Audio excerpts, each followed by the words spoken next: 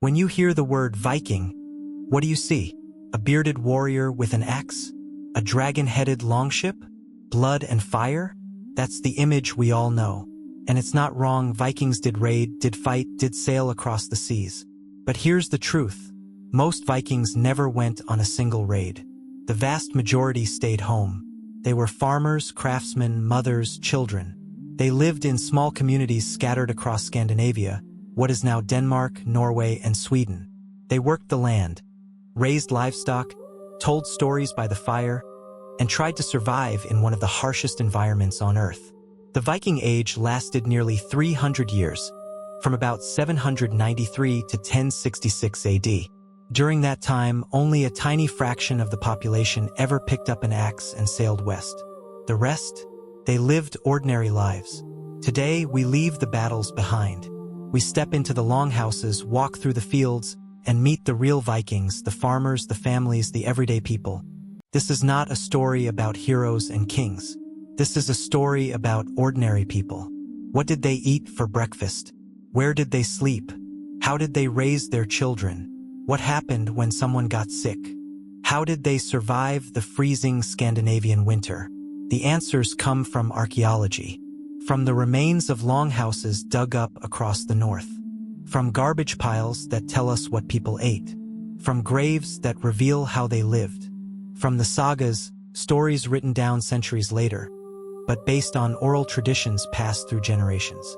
We'll walk through a Viking day from sunrise to sunset. We'll meet men and women, children and elders. We'll see how they worked, played, loved, and died. This is daily life in the Viking Age, and it's very different from what you might imagine. The center of Viking life was the Longhouse. These were not small huts. Imagine a building up to 30 meters long and 7 meters wide, made of wood, stone, or turf. The walls were thick, sometimes over a meter, built to withstand freezing Scandinavian winters. The roof was covered with turf, which grew green grass in summer and provided insulation in winter. From a distance, the longhouses looked like green hills scattered across the landscape. Construction was a community effort. Neighbors helped neighbors. Trees were cut from nearby forests, shaped with axes and wedges. The frame was made of massive wooden posts set deep into the ground. Between the posts, they wove branches and packed them with clay, a technique called wattle and daub. The turf roof was heavy, sometimes weighing several tons, so the walls had to be incredibly strong. Inside, rows of wooden pillars supported the roof, creating 3 long aisles down the length of the house. Inside, there was just one enormous room. No separate bedrooms, no private spaces. Along the walls ran raised platforms where people slept, covered with furs and woolen blankets. In the center, a long stone hearth ran the length of the house. The fire never went out. It was the heart of the home. Around that fire, a whole extended family would gather. Grandparents, parents, children, sometimes 15 or 20 people. They ate together, worked together, slept together. And yes, during the coldest months, the livestock came inside too. The animals brought their body heat, helping everyone survive the freeze. The smell was strong, but warmth mattered more. The longhouse was dark and smoky. There were no windows, just a hole in the roof to let out some smoke. The walls were lined with woolen tapestries, not just for decoration but for insulation. Carved wooden posts told stories of gods and heroes. This was home, crowded, dark, smoky, but warm and alive. Life in the Viking Age followed the rhythm of the seasons. Every day was work, from sunrise to sunset.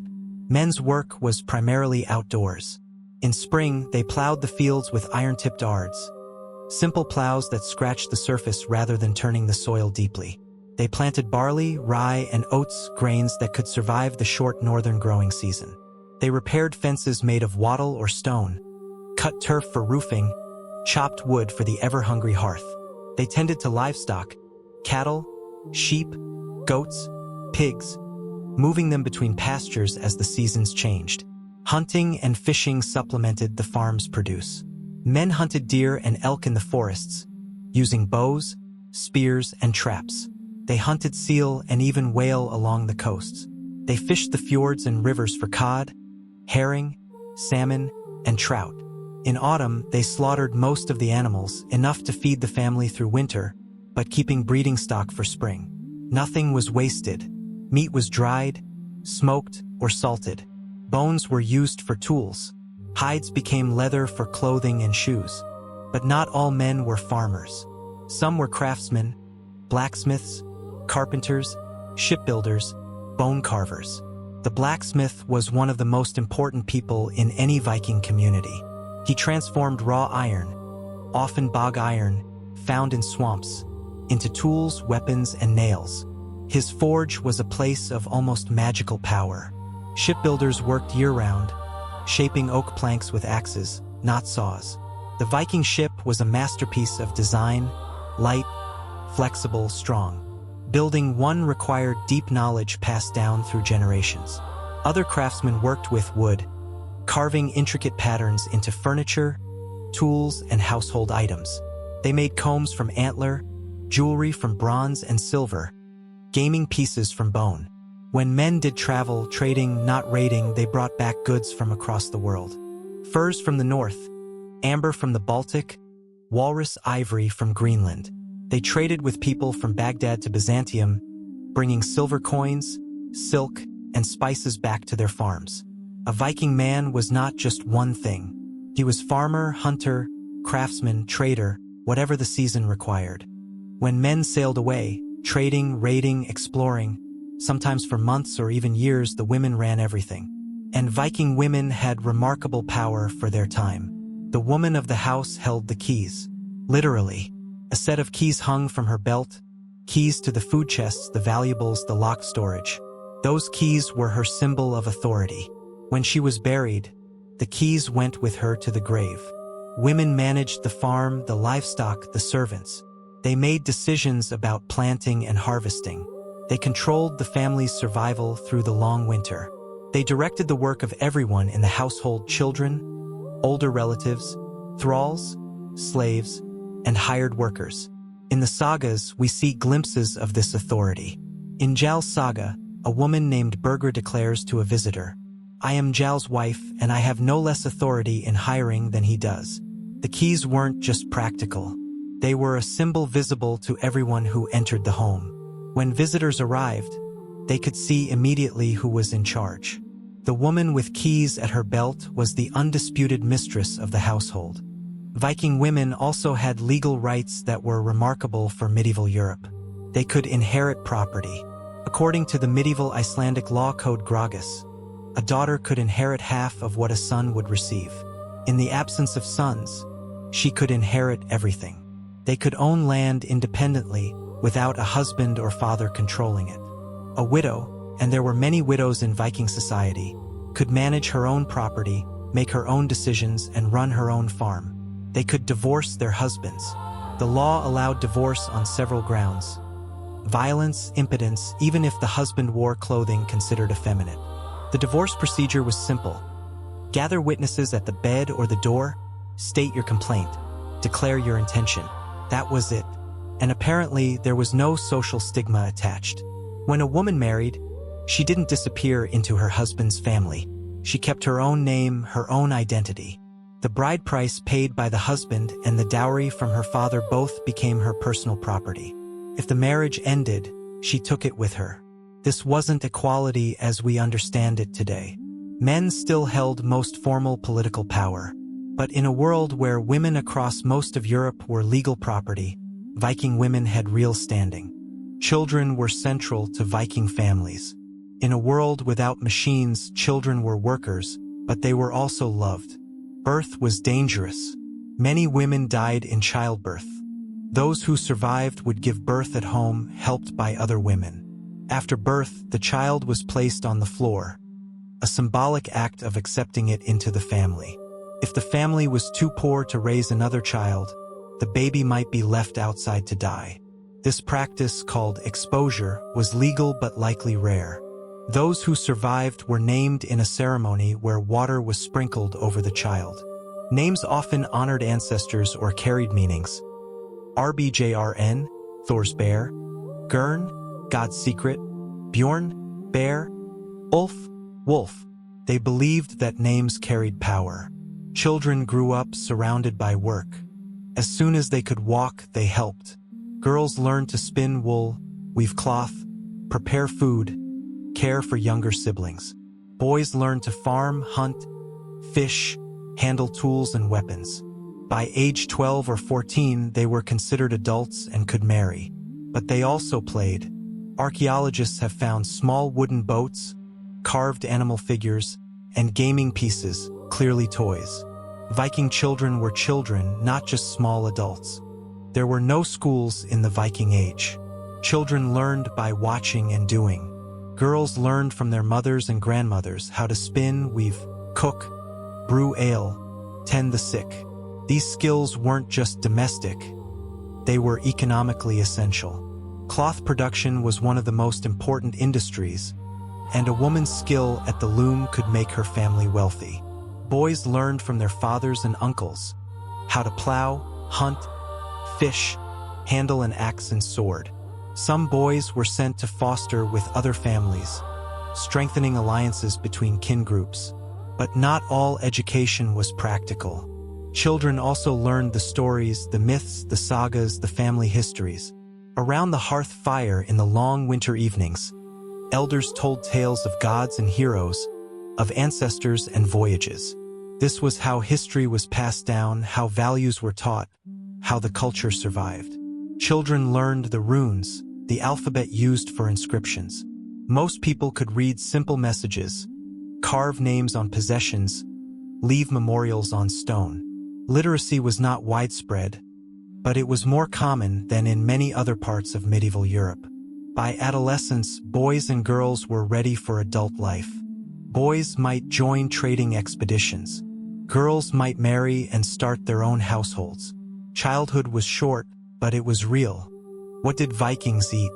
The answer is whatever they could grow, catch, or trade. Daily meals were simple but hearty.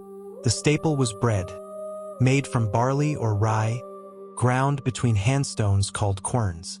The flour was coarse, the bread flat and dense. Sometimes they added peas, beans, or leftover grains to stretch it further. Porridge was common, grains boiled in water or milk, often eaten with a lump of butter. Soups and stews simmered over the hearth, filled with whatever was available. Meat, fish, vegetables, wild herbs. It was practical, one pot fed many, and leftovers became tomorrow's meal. Dairy was essential. They had milk, butter, cheese, and a fermented milk drink called skyr, similar to yogurt, thick and sour. These kept longer than fresh milk and provided vital protein. Vegetables were limited. They grew peas, beans, onions, leeks, cabbages, and some root vegetables like turnips. They gathered wild greens, mushrooms, berries, and nuts in season. Garlic and horseradish added flavor. Imported spices like pepper were luxuries for the wealthy. Meat was not everyday food. When an animal was slaughtered, for a feast, a sacrifice, or because winter was coming, nothing was wasted. They ate pork, beef, mutton, goat. They hunted deer, elk, hare. Feasts were special. At weddings, funerals, religious festivals, and major holidays, the whole community gathered. Animals were slaughtered, vats of ale were brewed, and people ate and drank for days. The most important feast was the midwinter celebration, the forerunner of Christmas. They called it Joel, and it lasted many days. They sacrificed animals to the gods, drank toasts to ancestors, and prayed for a good year ahead. What did they drink? Water, first of all, from streams and springs, probably safe to drink. Milk was common, but for feasts and daily use, they drank ale brewed from barley, sometimes flavored with hops or other herbs. The wealthy drank imported wine. Mead, fermented honey, was special, associated with poetry and the gods.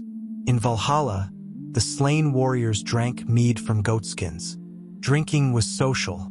They drank from horns or wooden cups, passing them around. Toasts were made to the gods, to ancestors, to absent friends. A man who refused to drink insulted the host. The sagas are full of feasts where too much drink led to arguments, fights, and lasting feuds. Food and drink were more than sustenance. They were community, ritual, identity. To share a meal was to share a bond. What did Vikings wear? The answer reveals a lot about their world. Men wore a linen undertunic, long-sleeved, reaching to the knees. Over this, a woolen tunic, often dyed in bright colors. They wore trousers, either loose or tight, wrapped with leg bindings to keep warm.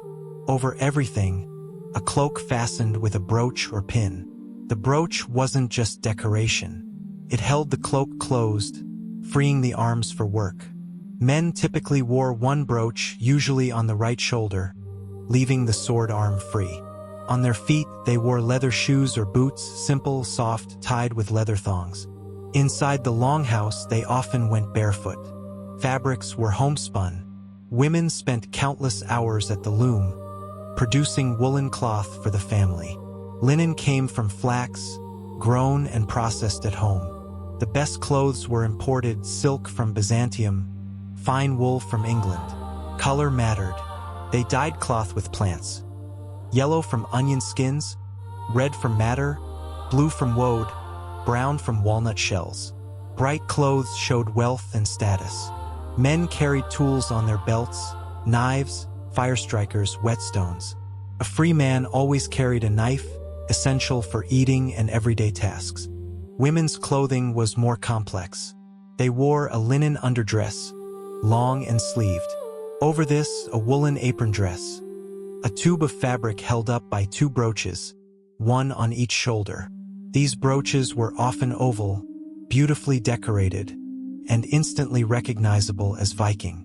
Between the brooches, they wore strings of beads: glass, amber, silver. The number and quality of beads showed wealth. Some women wore necklaces with Thor's hammer pendants, symbols of protection. On their heads, married women wore a linen headdress or scarf. Unmarried girls might go bareheaded. On their feet, the same leather shoes as men.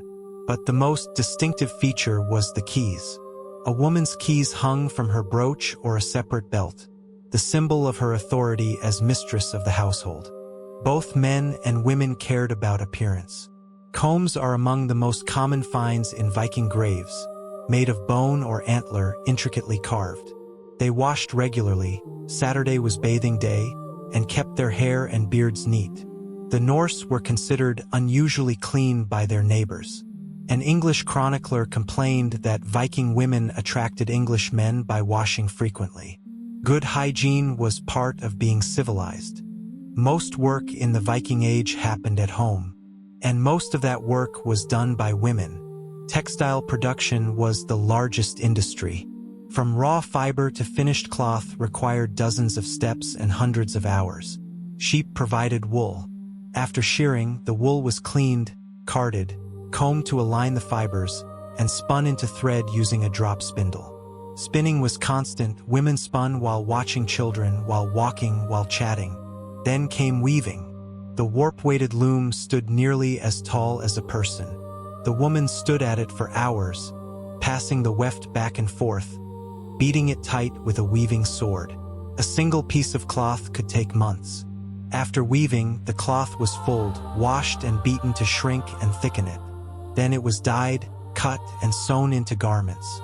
Everything worn by every Viking was made this way. Cloth was valuable.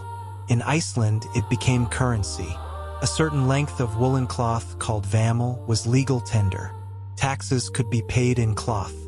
Women also produced tapestries, woven pictures telling stories of gods and heroes. The Oseberg tapestry, though fragmentary, shows processions of warriors and women, glimpses of a lost art. Men worked with harder materials: wood, bone, antler, metal. Woodworking was everywhere. They built houses, ships, furniture, tools, utensils, toys. They carved intricate patterns into everything, gripping beasts and interlacing animals that seem to move as you look at them. Bone and antler workers made combs, needles, knife handles, gaming pieces. Antler was ideal, strong, workable, beautiful. A well-made comb was treasured, used for years, sometimes inherited. Metal workers transformed raw iron into tools and weapons. The blacksmith was almost magical, turning dull rock into sharp steel. He made nails, millions of nails, for ships and houses. He made axes, knives, spearheads. He made swords, layered, pattern-welded, inscribed with names. The smith worked at a forge with bellows, anvil, hammer, and tongs. The work was hard, hot, dangerous. But the smith was respected, sometimes feared. He was one of the few people who could not be easily replaced. All this work, women's and men's, happened in and around the Longhouse. The farm was a factory, producing everything the family needed. Nothing was wasted. Everything was made, used, reused, and eventually recycled. The Vikings had laws. Complex, detailed, carefully remembered laws. There were no kings making laws from above. Laws were made by free men, landowners meeting together. The assembly was called the Thing. Each region had its thing, meeting at a set place several times a year. They settled disputes, made new laws, judged criminals. The Thing was both parliament and court. The most famous was the Icelandic Althing, founded about 930 AD. Every summer, chieftains and farmers gathered at Thingvellir, a dramatic plain between tectonic plates. They set up temporary camps, traded goods, told stories, and argued law. Law was spoken, not written. A law speaker was elected to memorize the entire legal code and recite it at the Thing. Imagine memorizing thousands of rules, then standing on a rocky outcrop and speaking for hours. Disputes were settled by compromise or judgment, not violence, ideally. If someone was killed, the killer's family paid compensation to the victim's family. Every person had a price called wergild based on their status. If payment was refused, blood feud could follow. The Thing could outlaw a person, declaring them outside the law. Outlaws could be killed by anyone with no penalty. It was a harsh sentence, often meaning death. Viking society was divided into three main classes: thralls, carls, and jarls. Thralls were slaves. They had no rights, were property, could be bought and sold. They did the hardest work, heavy labor, mining, mucking out stables. A thrall could be freed, becoming a freedman, but never fully equal. Most people were carls, free farmers and craftsmen. They owned land, had weapons, could attend the Thing, could marry freely. A carl could become wealthy, could rise in status, could employ thralls. At the top were jarls, nobles. They owned large estates, led ships, commanded warriors. The word jarl means chieftain. Later it became earl in English. The poem Roxala tells how the god Rig created these classes. He slept with 3 different women, producing the ancestors of thralls, carls, and jarls. The poem is a myth, but it reflects how Vikings understood their world. Status mattered. A man's honor was precious. Insults had to be answered. Gifts had to be repaid. Loyalty to kin was everything. To die without vengeance for a slain kinsman was worse than death itself. Yet society was not rigid. A thrall could be freed. A carl could become a jarl through wealth and reputation. A jarl could lose everything through bad luck. The Viking world was harsh, but it had room for ambition. What happened when a Viking got sick? They did what people everywhere did, turned to tradition, magic, and practical remedies. Most healing happened at home. Women knew which herbs treated what. Yarrow for wounds, chamomile for digestion, garlic for infection. They made poultices, teas, salves. Knowledge was passed mother to daughter. Some healers were specialists, wise women with greater knowledge. They might be called in for difficult cases. In the sagas, these healers are often old women, respected, sometimes feared. For broken bones, they set them in splints. For wounds, they cleaned and bandaged them. Many Vikings lived with healed fractures, evidence of successful treatment. But not everything was herbal.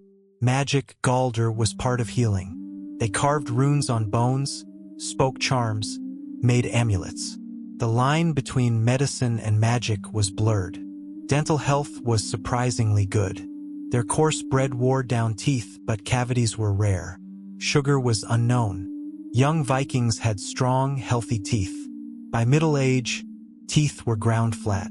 Surgery was limited.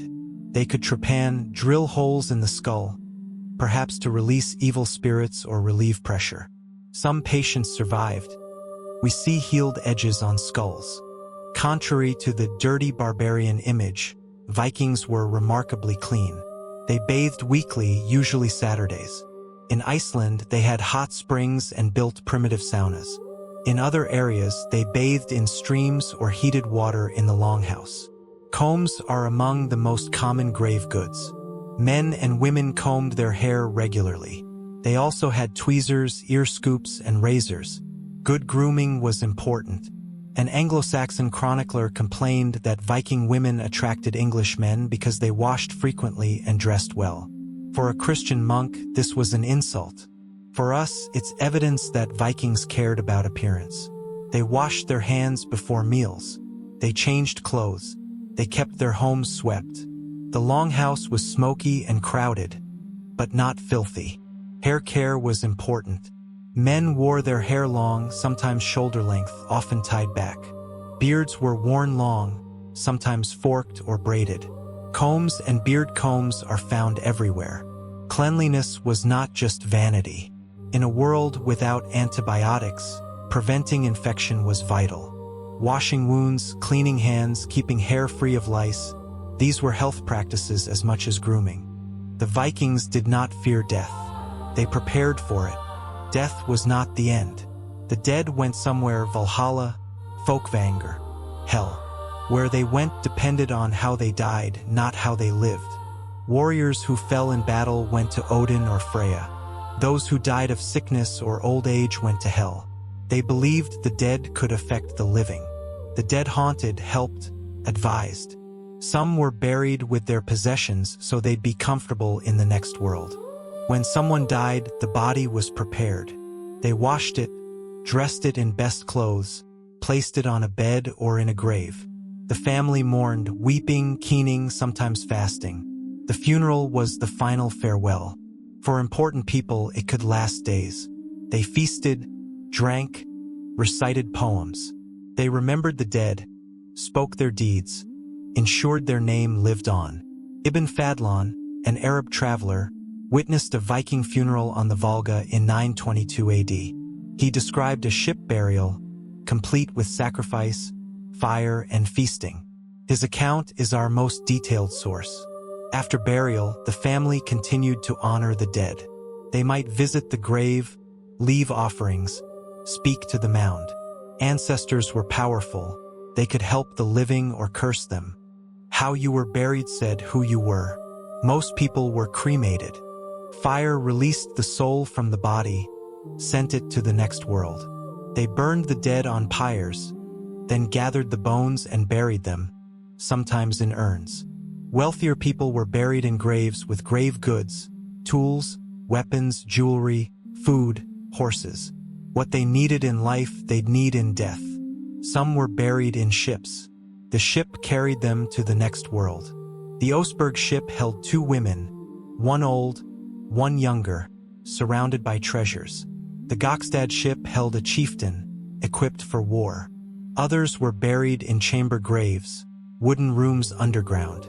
Birka in Sweden has hundreds of chamber graves, filled with goods. The warrior woman BJ 581 was in a chamber. Slaves were buried simply, if at all. Sometimes a thrall was sacrificed to follow their owner. Ibn Fadlan describes a slave girl who volunteered to die with her master. Graves tell us what people valued. Men buried with weapons. Women buried with keys and jewelry. Children buried with toys. The dead carry their identity into the next world. We learn about Viking life from Viking death. The graves are our richest source. We began with a question. What was daily life really like for Vikings? We've walked through their longhouses, crowded, smoky, warm. We've worked beside them, plowing fields, spinning wool, forging iron. We've eaten with them barley bread, fish stew, ale by the fire. We've seen their women holding keys, managing farms, owning property. We've seen their children playing with toys, learning from elders, becoming adults. We've seen their laws, the thing, the law speaker, Wergild. We've seen their medicine, herbs, magic, surprising cleanliness. We've seen their deaths, ships and graves and memories. The Vikings were not just warriors. They were people. People who loved, worked, struggled, celebrated. People who faced harsh winters and short summers. People who built communities and raised families. Their daily life was hard. Childbirth was dangerous. Childhood was short. Work never stopped.